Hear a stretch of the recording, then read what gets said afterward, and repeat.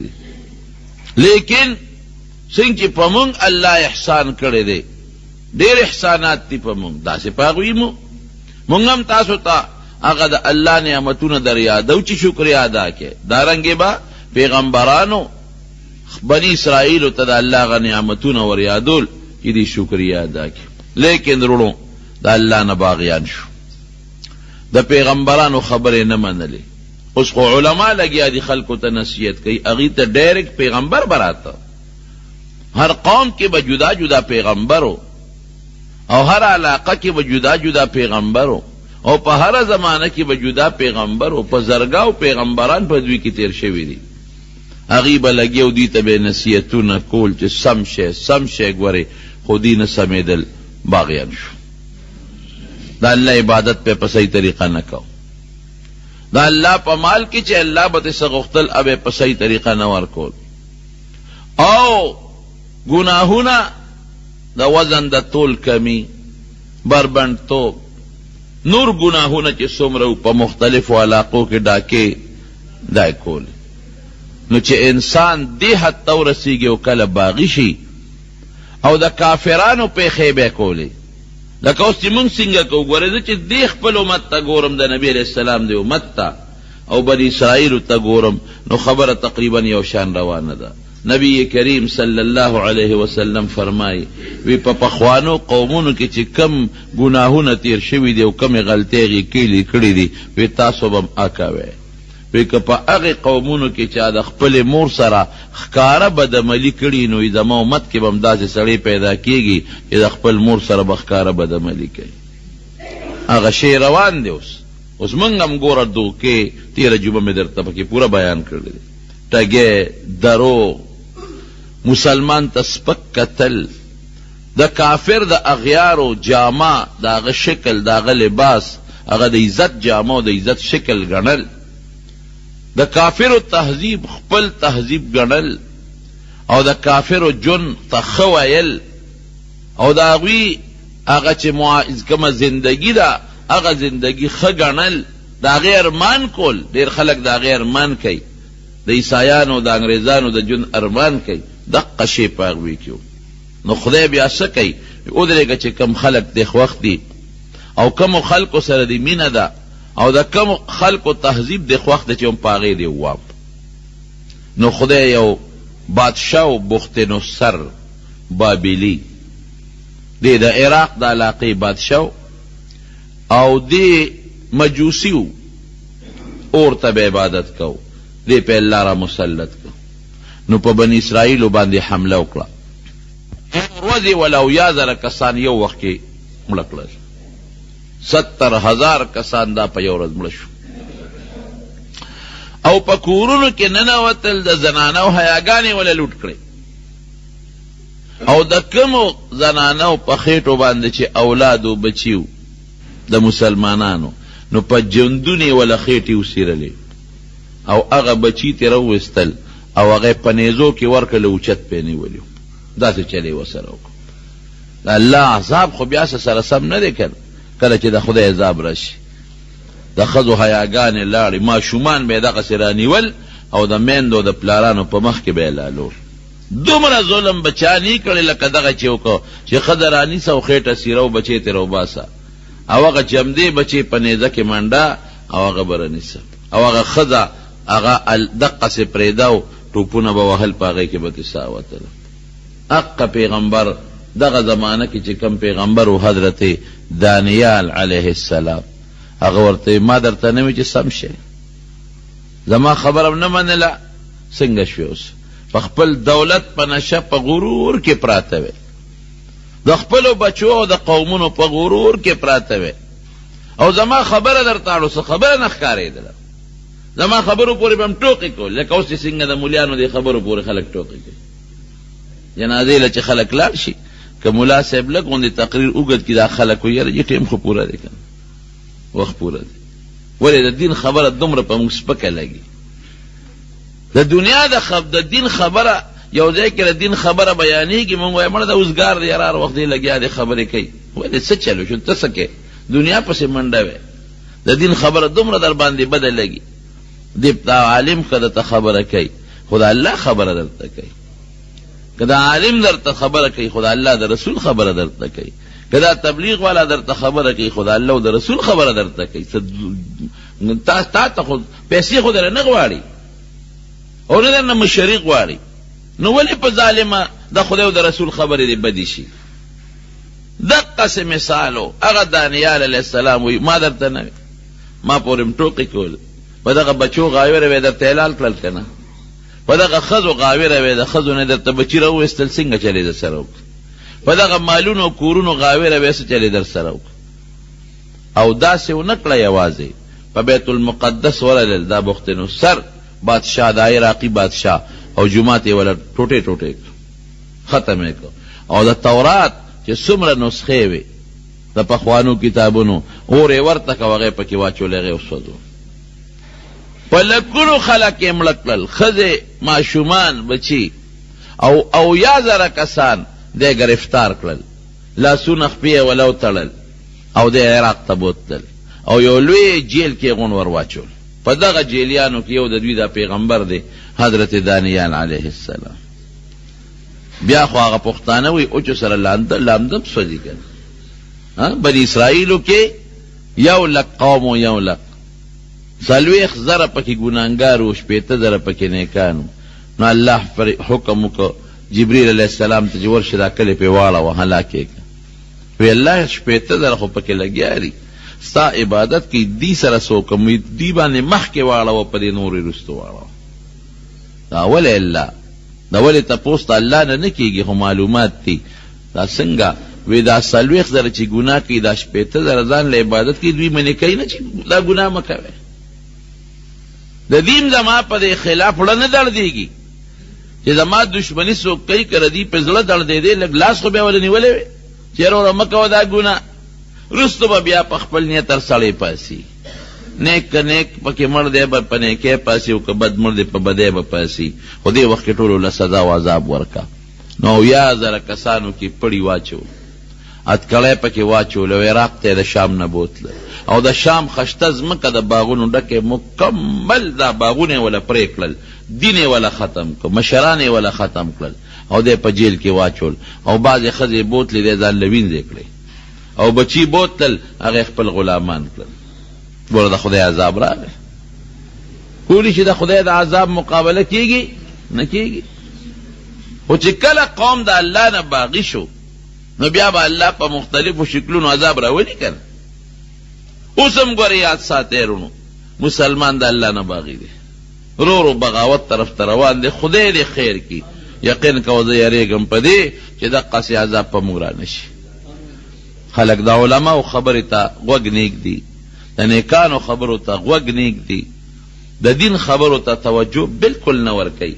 نو چې دا څومره مونږ له خدای څومره نعمتونه راکړي، ما بكم من نعمت فمن الله، دا ټول نعمتونه په مونږ د الله دي. نو مونږ د خدای دشمنی کو نو خدای به مونږ سره څنګه مینه وکړي؟ ګنټه به ګنټه او ګړی ګړی او قدم قدم مونږ لګیا یو د الله خلاف کو.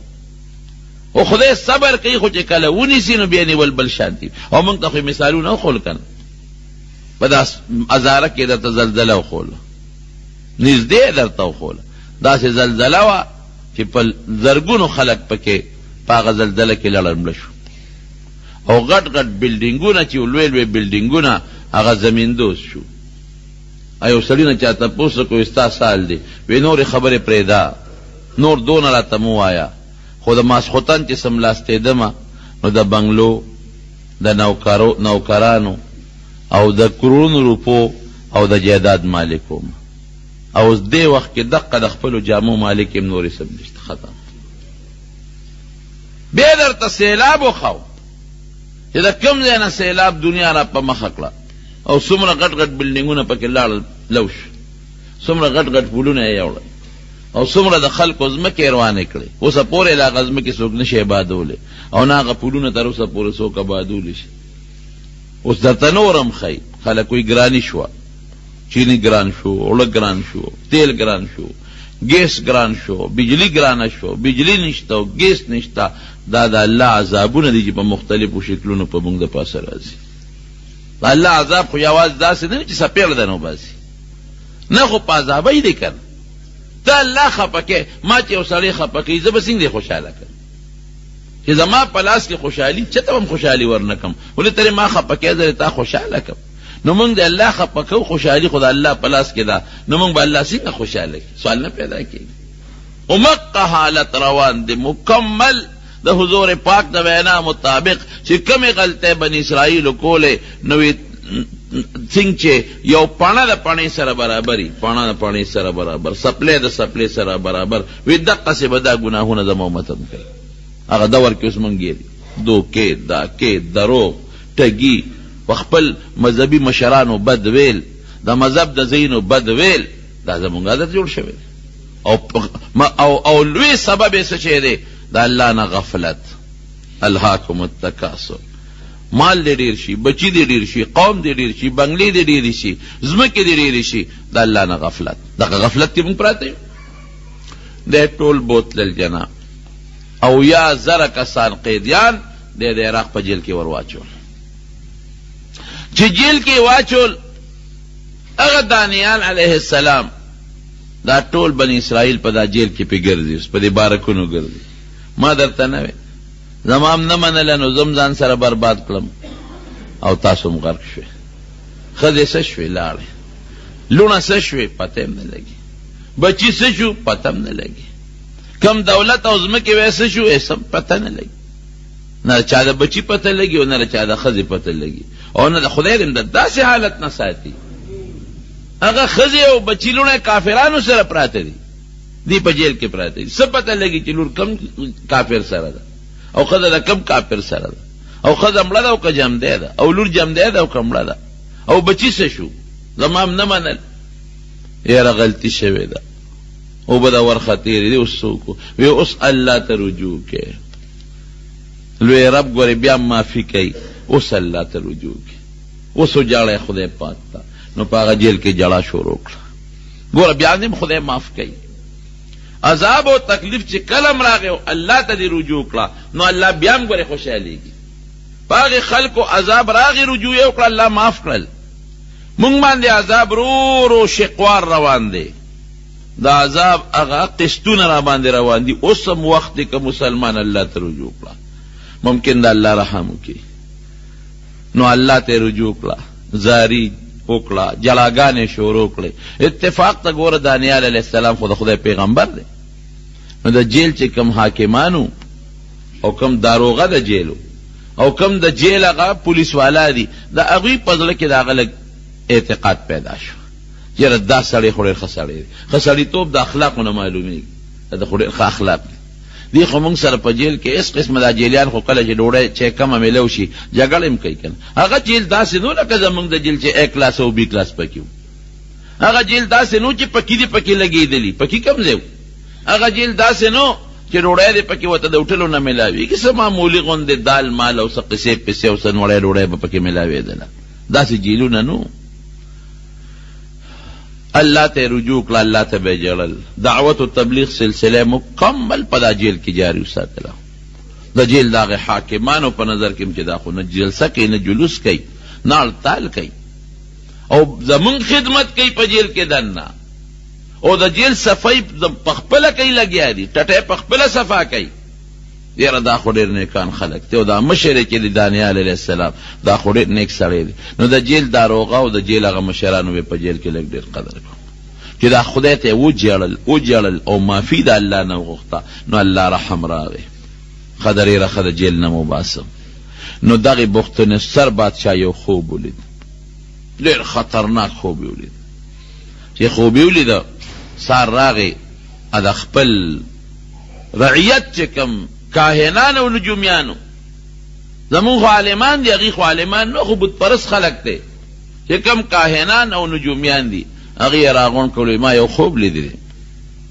او ډېر خطرناک خوب دی داسې دی چې ما له خوب نه راځي اوسه وجود نه مې خولې بیږي ما ته د هغه خوب تعبیر بیان کړي وی صاحب خوب راته بیان که خوب دې څنګه لیدی دی وی خوب مې میر دی خوب نه دی یاد خو هیبتناک مې لیدلی دی هغې وی صاحب چې خوب ته مونږ ته بیان نه کړې نو مونږ تعبیر دسو بس ته مونږ ته خوب بیان که نو مونږ به تعبیر وباسو څه حصه پکې راته خیر دی بیان کا نو موږ به تعبیر وباسو. بادشاه وی خوب مې یېر دی، ما ته به خپل خوب هم یادوې او تعبیر به مو باسې.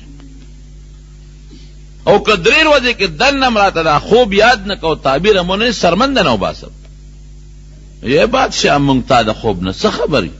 ګوره زورور خواره زمانه کې شته که نه، موږ ستا د خوبه څه خبر یو؟ ته خوب وایې موږ به تعبیر. وی تاسو باندې چې دا دومره پیسې زه لګوم او علم نجوم درته ښیم او تاسو کاهانه زده کوئ، کاهنان هم کې کړئ او سحر زده کوئ، نو تاسو خو دعوې کوئ که نه چې موږ ته د غیب علم دی.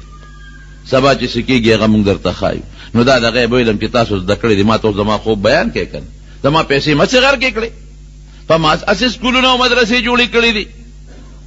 دا کاهنان ګورې اوس هم دا د غیب دعوې ماوې کوي. د اخباراتو کې کله کله زه د اشتهارات وینم نو خندام راشي او خپم شم. د مسلمان په دې حال لاله خفګانم راشي. وی راشئ موږ سره ملو شئ، انعامي بانډ نمبر یې درته ښایو. راځي که نه راځي؟ انعامي بانډ نمبر یې درته ښایو او امتحان د کامیابۍ هغه شیزونه درته ښایو. نو زمونږ خلک ناپوهه دی که نه، لاړ شي پیسې میسې ترې والي او څه چل ول ورسره وکړه. لکه که هغه ته دومره پوهه وې چې تا ته انعامي بانډ ښایي چې کم بانډ به راخېږي، نو دغه بانډ ځان له ولې نه الي چې د کوڅې د ناستې نه خلاص شي؟ هغه به فوټپات د پاسه غریب ناست دی، پېښور کې ځان له رکوټې دوکانګۍ نیولې دی او ټولو چینم راکاږي، نو ځان په غم اخته دی، پیسو ته د بل جیب ته سترګې نیولې دي، نو خو دغه بانډ نمبر دی ځان له معلوم کې روزي کروڑونه روپۍ به روزي غم نه به خلاص شي. او چې تا ته ستا بچې پاس کولی شي نو خپل دې پاس کړي چې د پلوې نوکری به کې غم نه به خلاص شي. یو ځل پېښور کې روان وم د بالاحصار سره، هلته دا جادوګران دا دغه ناست دي، دا مرغو مرغو والا دا کتابونو زما یو مریض ته پوست لتلم، تیز وم خیال مې نو د ما دې پیسې ته یې ګوتې واچولې، ایله کار یې غورځولی به و. خدای دا سم چې مې وکتلو دا خدای والي دا څښا نسواري دی او دا زیل غاښونه یې نیولي دي او لاندې ناست دی او مرغۍ مرغۍ ورته ناستې دي. ما ویل خدای ظالم اوس په دې پټپات را غورځولی وم، خیر دی. وی دلته راشه چې قسمت ته لټیک کم. الله اکبر. ما یې زما قسمت الحمدلله ډېر مزېدار دی او ډېر زه د خدای نه په خپل قسمت خوشحال یم. خپل ټیک که چې د دې ناستې نه خلاص شي، دې مرغو نه خلاص شي، ته د کور د خدای عبادت وکړو چې د بالغ ته ډډه ووایې په پوزه کې د خړ پوزه کې د پاسه زه بابا وایي موږ څه پته وه. دقه زموږ د خلکو کار دی. څوک به هغلته اخبار کې وایي ګارنټي کې سات، ګارنټۍ سره بچې ورکو، ګارنټۍ سره زوی ورکو. الله اکبر. ګارنټۍ زویه ګارنټي تا سره خدای فیصله ده. یهب لمن یشاء اناسا ولمن یشاء الذکور. چاله لونه ورکوي چاله زامن او یزوجهم ذکرانا و اناسا، چاله هلکان جنکې دواړه ورکوي. ویجعل من یشاء عقیما. خدای وي زه څوک شڼ جوړوم. نو چې خدای څوک د چا د شڼتوب فیصله کړي دا ګارنټۍ والا زوی ورکولی شي؟ خدای چې د چا د لونو فیصله کړي دا ګارنټۍ والا به وله زامن ورکي؟ نو موږ دومره ناپوهه یو. د غیب و دعوې به خلک کوي، موږ به زر ورځو نه ګورې پام کوه او دله پوهه ده که نه، د ډېر لوی علم کړی. د غیب و علم چا سره دی؟ قل لا یعلم الغیب الا هو. قرآن یو آیت نه دی، په سوونو آیتونو کې دي چې د غیب و علم صرف الله دی. نبی کریم صلی الله علیه وسلم یو ځل ملاستو یو ماشوم تنبل و، چې تنبل یې و نو په هغه تنبل کې یو ټکې ده ووایي چې وفینا نبی یعلم ما فی غدی. وایي مونږ کې داسې پیغمبر دی چې د سبا علم ورسره دی. وی مونږ کې داسې پیغمبر دی چې د سبا علم ورسره دی. حضور پاک وی دا ټکې مه وایه، مخکې چې د نورې کمې غزلې وې هغه وایه، دا به پکې نه وي، نور شعرونه وایه. د غیب و علم چا سره دی؟ الله سره، بنده سره نشته. نو اوس هغه ورته وی چې تاسو خو په ما یونیورسټۍ کالجونه جوړ کړي دي او تاسو دعوې کوئ چې زه کهانت زده کوم او دا ساحران جوړ شو او تاسو جادوګران جوړ شوئ، نو تاسو دعوې خو کوئ چې موږ ته د غیب و علم دی، که نو زما خوب معلوم کړئ که نه. چا به ماله به خوب هم معلومه وی او د خوب تعبیر به معلومه وی، او که معلوم نه که 3 ورځې الټیمیټم، نو 3 ورځې دننه کې سرمنده نه وباسم. نو جومیانو لاسونه رپېدل چې دا څه په غم واوړېدو. موږ د خوب نه څه خبر یو چې د څه خوب لیدلی دی او بادشاه نه خوب یې دی کې خبره خوره شوه. دا خبرې ډېرې زر خورېږي. زموږ د غریبانو دا قصې چې وي دا دومره نه خورېږي. او دی بادشاہانو چې مسلې پیښې شي دا زر خورېږي. تاسو وګورئ کنه هاي میمو سکینډل او بل سکینډل دنیا ته خبر ده. جیل ته خبر ورسېده دانیال علیه السلام د جیل هغه داروغه زوال لري وی دا څه کار دی تاسو بادشاه خوب لیدلی دی او تعبیر غواړي او خوبم غواړي وی ما ته دا خوبم معلوم دی او تعبیر ما ته معلوم دی او لړ شه بادشاه ته دی ووایه چې دغسې جیل کې یو سړی دی او هغه ته ستا خوبم معلوم دی او ستا د خوب تعبیرم معلوم دی او دی کې داروغه ته وی ستام خیر دی او زمام پکې خیر دی وی ستا پکې دا خیر دی چې ستا ته به بیلې ولګي درجه به دې اوچته شي نمبر به دې زیات شي ترقي به درته میلو شي او زما پکې دا خیر دی چې ممکن ده د جیل نه وځم دا ملګري د جیل نه وباسم د جیل داروغه وي چې ګورې زمونږ دا بادشاه ډېر سرکشه دی او اسې نه چې زه ورشم او نه راته خوب معلومي او نه درته تعبیر معلومي نو مونږ پې بېغمه نه کوې مونږ له کارونه ګورې او وی نه که نه به زه دعوې سره درته وایم چې ما ته خوب هر څه معلوم دی خو ته ورته ووایه دا داروغه لاړ بخت نصر ته وایي چې دغسې ما سره جیل کې صاحب یو قیدي دی او ډېر ښه سړی دی او ټول صفتونه یې وکړل هغه قیدیانو کې دی چې هغه د شام نه مونږ راوستي دي ډېر نیکان خلک او ډېر عبادت گزار دی او دا مخې رڼا کوي او هغه دا دعوه کوي چې ستاسو د بادشاه خوب هم ما ته معلوم دی او تعبیر یې ما ته معلوم دی وی شابه فورا یې راوله خشته جامې ورته واچوه جیل نه وباسه ښکلې جامې ورته واچوه حاضر کړه د جیل هغه داروغه راغی او دانیال علیه السلام ډېر ښکلې مزیداره جوړه راوړه یې ورته واچوله وی راځه ستا خو کار وشو بادشاه له دې بوځم چې لاړ بخت نصر په خپل تخت ناست دی ورغې سلام یې ورته وکړه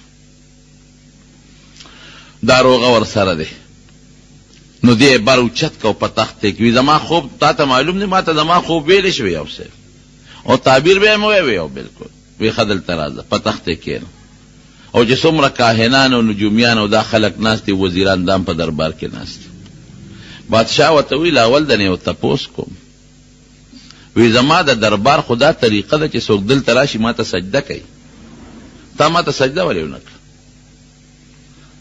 زما تعظیم دی ولې ونه کړه اوس که دانیال علیه السلام ورته دا وایي ګوره پیغمبر ګوره عقلمنه مې پیغمبر له خدای ډېر عقل ورکړي کا ورته دا وایي چې نه صاحب زه خو پیغمبر یم پیغمبران خو چاته سجدې نه کوي که دا ورته وایي چې ما ته خو خپل خدای ویلی دي دا خو ګناه ده نو ممکن ده چې سزا وله ورکړي هغه جذباتي بادشاه و د دوی دشمن و او ورته څه وایي وی صاحب زما یو مالک دی دا دانیال علیه السلام ورته وایي زما یو مالک دی او زه ورته رب ویم ته چې څنګه خپل ورته رب وی هغه مالک هغې رب ماله ستا د دې خوب پویه را کړې ده نو که ما تا ته سجده کوله نو ستام نقصان نو زمام نقصان وی زما څه نقصان دی او ستا څه نقصان وی زما دا نقصان و چې ماله د دې خوب پویه را کړې ده چې دا کم خوب تا ته اوس بیانو او د دې علم یې را کړی دی نو که ما د هغې مالک ما ته دا ویلی دي چې ته به ګورې سجده بل چاته نه کې صرف ما ته به کې نو که ما اوس تا ته سجده کړې وي نو ما نه به دا علم ویلي نو زمام تاوان شو ستا هم تاوان شو که نه چې د خوب علم رانه لاړ نو ته به دقسې ناست دی او څوک درته خوب بل څوک نشي ویلی یاره وی ته خو ډېر هوښیار یې وی زه د خپل اور عبادت کومه خو چې مخامخ ورته ناست یم نو سر ورته ښکته کوم او چې دې خوا شم نو بیا پې پروا نه ساتم خپل کار به کوي او ګوره ستا مالک چې دی هغه تنینې او بیا هم ته دونه قدر کې بیا هم ته دومره لحاظ کې ته خو ډېر ښه سړی یې وی ښه اوس ووایه زما خوب څنګه دی ما څه خوب لیدلی دی مشرق ته ورسېد او دا بل لاس مغرب ته ورسېد او دا بوت سر د سرو زرو دی سر او سینې د سپینو زرو ده او دا خېټه د تانبې ده او دا پتونانی د پیتلو دي او د کونډو نه لاندې د خپې د اوسپنو دي او دا لاندې د پنجې د خټو دي او ته ورته حیران ګورې چې خدایه دا لا څنګه بوت دی او هر اندام یې خپل چمک وی سر یې د سرو زرو چمک وی سینې د سپینو زرو پړق وی خېټه یې د تانبې پړق وی رونونه یې د پیتلو پړق وی او لاندې خپې د اوسپنې چمک وی او لاندې خپې په خټو کې دي نو ته حیرانې چې دا نقش و نگار والا خشته بوت، دا دومره غټ بوت او دا لاسونه مشرق مغرب ته رسېدلې، او عجیبه دا ده چې خپې د خټو دي، په خټو پخپو سینګ دي ټینګ ولاړ دی. وی ته په دې سوچ او په دې فکر کې چې دې کې د بره نه یو غټ کاڼی را پرېوته، د دې بوت په سر باندې د اسمان نه یو کاڼی راغی او دا بوت یې وو، او چې د دې بوت دا سر یې سینګ وو نو دې ایره ایره که ختم یې که، د ده نه یو وجود جوړ شو. هغه سره سپین تانبه پیتل اوسپنه ټول ویلی شو، یو وجود ته جوړ شو. مخکې خو سره ځان له سپین زر ځان له پیتل تانبه ځان له وه، اوس ټول ګډوډ شو، هر څه ګډوډ شو. او هغه کاڼې غټېده د بوت هغه ځای د اسمان د ځمکې پورې هغه کاڼې ونیوه. وی په دې سوچ کې وی چې راویښ شوې، خوب مې تا ما چې څه وی دقسې دې لیدلی دی، وی دقه ټکې مې لیدلی دی. الله اوس مهرباني وکړه ما دې تعبیر بیان کړي. وی څه فرق خو نشته چې ما درته څه ووی، د دې خوب تا چې څه لیدلی دی، وی چې ما سینګ لیدی پوره ټک په ټک دې راته دقسې خوب وی، ما نه یې رو را یاد دی که راته. اوس یې تعبیر راته ووایه. اوس به ته وایې چې یاره د غیب و علم خو ما سوا د الله نه بل چېرې نشته. نو دا دانیال علیه السلام د دې خوب نه څه خبر شو. نو پیغمبر تم ګوره د غیب و علم نشته، دا په طریقه د معجزې ورته خدای پاک بعضې څیز وښیي، بعضې ورته نه ښیي. معجزه د الله په اختیار کې چې وغواړي خبر ورکړي، چې ونه غواړي نو خبر نه ورکوي. او که د غیب و علم نو بیا خو په هر څه به خبردار و، هر وخت کې به خبردار و. نو دانیال علیه السلام چې ورته کله دا خوب بیان که، بادشاه بخت نصر پوه شو، خو دا خو واقعي پوه سړی دی، زما خوب وی شا به تعبیر یې راته ووایه. وی دا تا چې کوم بوت ولیده دا د دنیا قومونه دي، د بوت په شکل تا ته خدای پاک وښول. دا سر د سرو زرو سر چې تا د بوت ولید دا ستا عراقي قوم دی. په هغه زمانه کې د عراق قوم ډېر متمدن و، دا ستا قوم دی.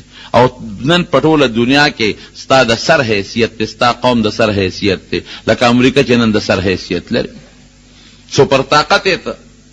بیا ورپسې دا سینه چې دا بل قوم دی، دا ستا نه لاندې، ستا نه پس به د دې قوم حکومت په دې ټوله دنیا راځي. دا به څوکي، دا به ترکیانې، د هغوی دغه شکلونه دي. ورپسې لاندې بیا تانبه ده، دا د سرو خلقو د سور قوم نشان دی. دې نه پس بر هغه خلق سپر طاقت جوړېږي، د هغوی بادشاهي به راځي. او بیا لاندې پتونان د پیتلو دي، زیړ قوم چې کم مخونه زیړ دي په دنیا کې، د هغوی حکومت به راځي، هغه سپر طاقت دی. او بیا لاندې د خپې تورې دي، د تورو خلقو لکه د نایجیریا والا، د سودان والا، حبشې والا، د دې خلقو دا به سپر طاقت دي، د هغوی بادشاهي به راځي. او لاندې دا چې کمې پنجې د خټو دي، نو بیا به اخره کې د ښځو حکومت راځي، ښځه به بادشاهي او کمزوري حکومت به وي، هغې ته اشارت دی. او چې دا کم کاڼې په سر را پرېوته او دا قومونه او طاقتونه یې دړې وړې کړل، دا د آخرې زمانې د پیغمبر مثال دی. دا ټول قومونه او طاقتونه به یو شان کې راغونډ به کړي، هغې کې به بیا د تور او سپین تمیز نه. اوس خو ته وایې زما قوم سور قوم دی، د دې بادشاهي ده. نو بخت نصر څه چل وکړو؟ بخت نصر هغه ته ویې وایه اوس به داسې مهرباني به وکړې چې ته به زما وزیر یې. دانیال علیه السلام ته تا له خو خدای ډېره پوهه در کړې ده او ډېر عقل یې دله در کړی دی، ته ما نه به لبار کېږې نه، ما سره به ته وزیر یې وزیر. او نور مطالبه وی زما قوم جیل کې پراته دی، وی دا به عزت سره خلاص کم، بلکل عزت سره. او وی زما د قوم لونه او زما د قوم خویندې هغه ستا د سپایانو او د فوج په غلامۍ کې دي، وی بلکل به خلاصې بی، دا به را خلاصې کم، ستاسو بچي به هم آزاد کم. او د چا چې کم بچی دی هغه د ادیبوزي، او د چا کومه ښځه ده، او ته به ما سره وزیري. وی نه صاحب زما بله مطالبه ده، زه به ستا د سلطنت لاندې وخت تېروم، خو ما به خپل شام بیت المقدس ته لیږي چې زه خپل علاقه آباده کړم. ډېره ښه ده. او مغه شام یې واپس وله ورکړه، هغه بیت المقدس واپس وله ورکړه، هغه ښځې بچي لونه چې کوم غلامانو په عزت ورته واپس میلو شو. خو سزا خو یې وسکله که نه؟ الله سزا ورکړه، خو چې بیا الله ته جړه او فریاد وکړه، انابت الله راغی، الله ته جړه او فریاد وشو، نو الله بیا معافي وکړه. رونو دقه دور روان دی. ګوره د خدای د عذابونو مختلف شکلونه په موږ د پاسه را روان دي.